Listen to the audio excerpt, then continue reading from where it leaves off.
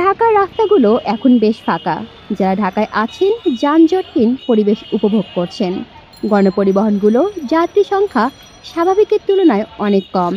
যাত্রীরা বলছেন তারা এখন 1 থেকে 1.5 ঘন্টার পথ পাড়ি দিতে পারছেন মাত্র 15 মিনিটেই।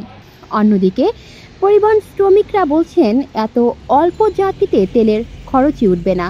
সরেজমিনে দেখা যায় রাজধানীর Mohammadpur, Kalyanpur, Shyamoli, college gate, Asad gate, Dhanmondi, Karwan Bazar ও বাংলা মোটর এলাকায় গত দুদিনের তুলনায় সড়কে পথচারী চলাচল ও যানবাহন বেড়েছে। বেশিরভাগ গণপরিবহনের আসন ফাঁকা থাকছে, তবে স্বস্তির ঈদ কাটিয়ে ঢাকায় ফিরতে পেরে খুশি যাত্রীরা। বাসে বেশি ভাড়া গুনতে হচ্ছে দক্ষিণের যাত্রীদের। বরিশাল ব্যুরো জানায়, ঈদ উল ফিতরের ছুটি শেষে কর্মস্থলে ফিরতে শুরু করেছে দক্ষিণ অঞ্চলের কর্মজীবীরা, তবে তাদের গুনতে হচ্ছে দ্বিগুণ ভাড়া। রাজধানী ঢাকা সহ দেশের সব শহরের কর্মব্যস্ত মানুষ ফিরতে শুরু করেছে।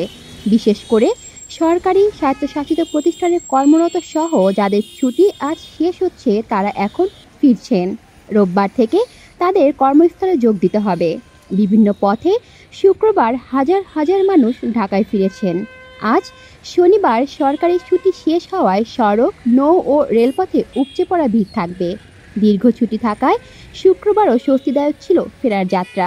রাজধানীর প্রবেশপথগুলোয় নেই কোনো যাত্রীদের চিরচেনা উপচে পড়া ভিড়, বরং এখনও অনেকেই ঢাকা ছাড়ছেন। গাবতলী বাস টার্মিনালের আশেপাশের এলাকায় দেখা যায় ঢাকায় ফিরছেন অনেক কর্মজীবী। গ্রাম থেকে ঢাকায় প্রবেশ করা গাড়িগুলো থেকে বেশ ভালোই যাত্রী নামতে দেখা গেছে।